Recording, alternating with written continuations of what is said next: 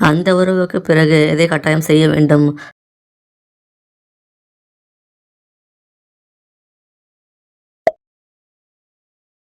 அந்த உறவின் போது ஆணின் தோளுடன் பெண்ணின் தோள் மிகவும் உரசும்போது எப்படி உணர்கிறார்கள்?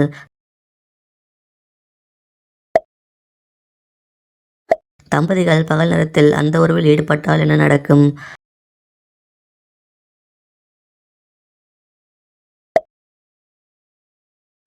அந்த உறவில் ஆணால் உறுப்பு பெரிதாக அடைய முடியாத போது பெண் என்ன செய்ய வேண்டும்?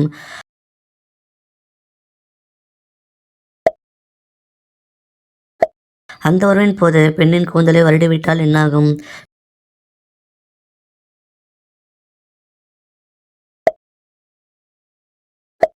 பெண்ணுக்கு அந்த உறவு வேட்கை ஏற்படும்போது அதை ஆணிடம் எப்படி தெரிவிப்பாள்?